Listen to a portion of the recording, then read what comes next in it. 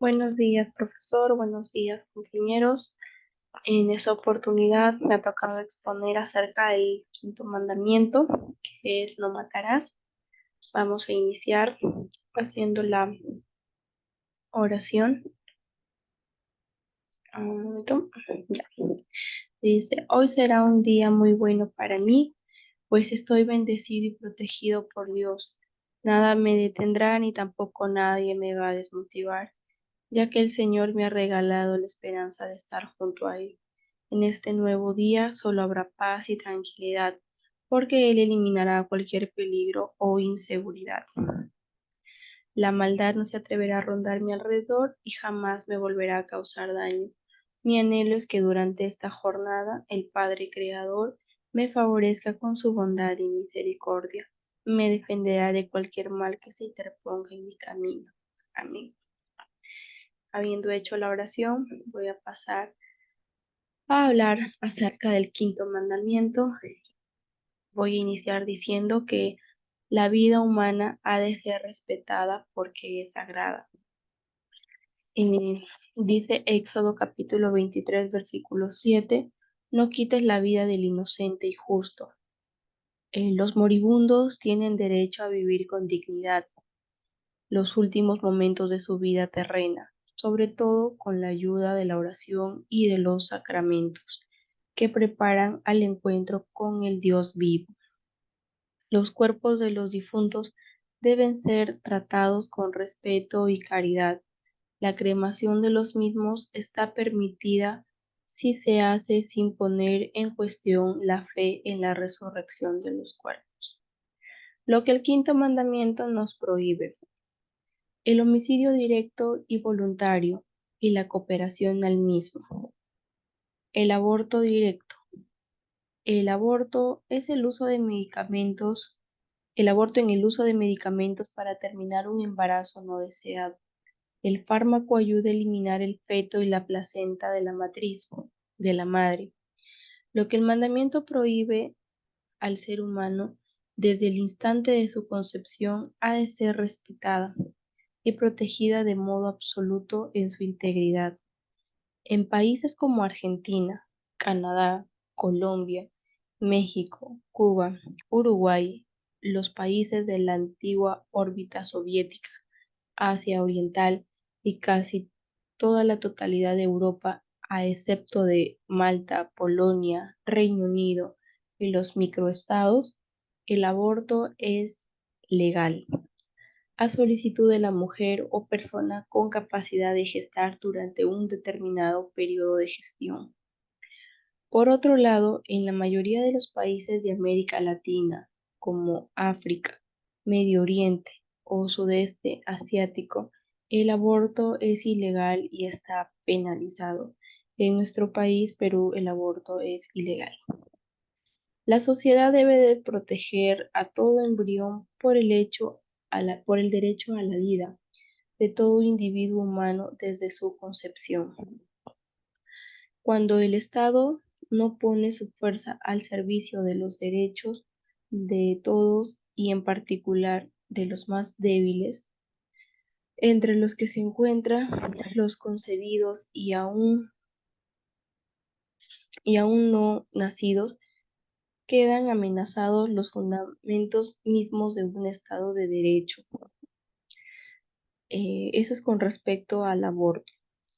También tenemos la eutanasia directa, que consiste en poner término a una acción o a una omisión de lo necesario a la vida de las personas discapacitadas, gravemente enfermas o próximas a la muerte.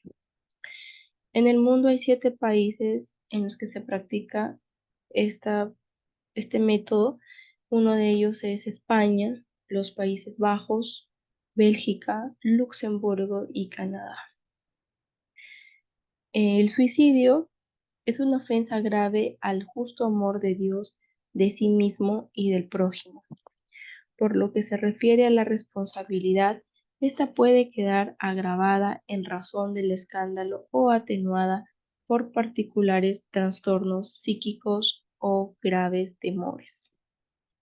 Debemos tener un razonable cuidado de la salud física, la propia y la de los demás, evitando siempre el culto al cuerpo de toda sustancia, de todo tipo de sustancias.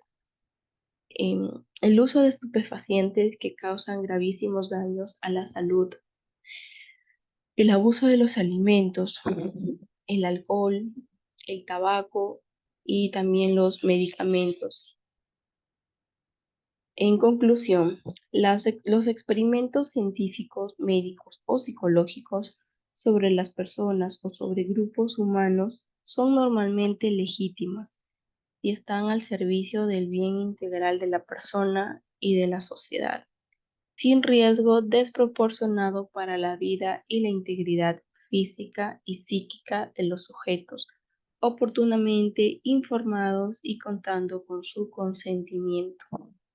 El trasplante de órganos es normalmente aceptable con el consentimiento del donante y sin riesgo excesivo para el noble acto de la donación de órganos después de la muerte. Hay que contar con la plena certeza de la muerte real del donante.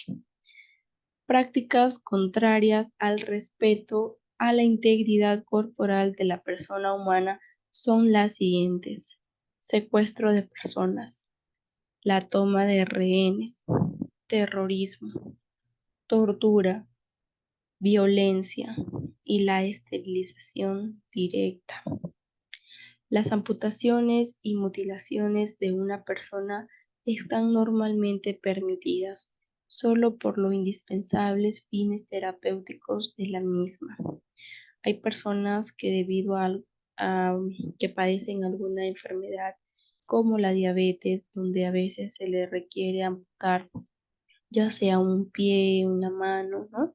Alguna parte de su cuerpo, está permitido porque se está salvaguardando la vida de esa persona, ¿no? Ya que si no se somete a una amputación, puede correr en riesgo su vida y puede pues contaminar todo su cuerpo y fallecer. Em, Ahora vamos a tratar otro tema que es defensa de la paz, que también viene del mandamiento no matar, ¿no? Nos habla la paz en la tierra es imagen y fruto de la paz de Cristo. El Señor que proclama bienaventurados los que construyen la paz, exigen la paz del corazón y denuncian la inmoralidad de la ira, que es el deseo de venganza por el mal recibido y del odio que lleva a desear el mal al prójimo. Eso encontramos en Mateo capítulo 5, versículo 9. La paz en el mundo es la búsqueda del respeto y el desarrollo de la vida humana. No es simplemente ausencia de guerra o equilibrio de las fuerzas contrarias. El hecho de que no haya guerra no significa de que estemos en paz. La intranquilidad, la incertidumbre, como la delincuencia, ¿no? Actos que, ah, que van contra nuestra tranquilidad también afectan el equilibrio de la paz. La paz en el mundo es la búsqueda del respeto y el desarrollo de la vida humana. No es simplemente ausencia de guerra o equilibrio de fuerzas contrarias, sino que es la tranquilidad del orden. Para la paz en el mundo se requiere la justa distribución y la tutela de los bienes de las personas, la libre comunicación entre los seres humanos, el respeto a la dignidad de, de los pueblos, la constancia práctica de la justicia y de la fraternidad. El uso de la fuerza militar está normalmente justificado cuando se dan simultáneamente las siguientes condiciones. Em, Nos están hablando acerca de que pues a veces las guerras son necesarias, ¿no? Y el uso de las Fuerzas Armadas está totalmente justificado bajo estas condiciones. Certeza de que el daño causado por el agresor es duradero y grave.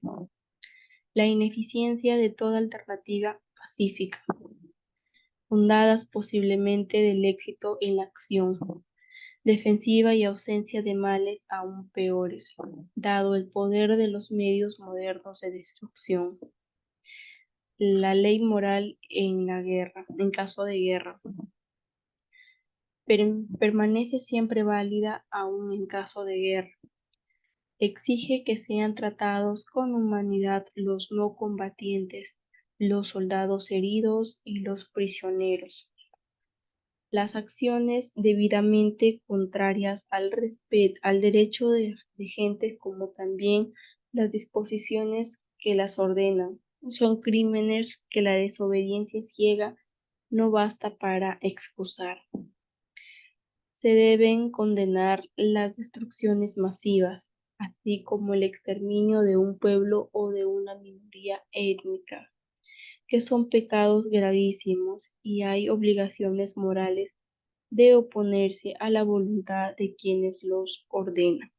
En conclusión, se debe hacer todo lo razonablemente posible para evitar a toda costa la guerra, teniendo en cuenta los males e injusticias que ella misma provoca. En particular, es necesario evitar la acumulación y el comercio de armas no debidamente reglamentadas por los poderes legítimos, las injusticias, sobre todo económicas y sociales, la discriminación étnica, religiosas, la envidia, la desconfianza, el orgullo y el espíritu de venganza. Cuando se haga por eliminar esto u otros desórdenes, ayuda a construir la paz y a evitar la guerra. Eso sería todo de mi parte. Con esto termino mi exposición. La fuente donde he sacado la información ha sido del compendio del Catecismo de la Iglesia Católica. La imagen usada es de internet y la elaboración es propia.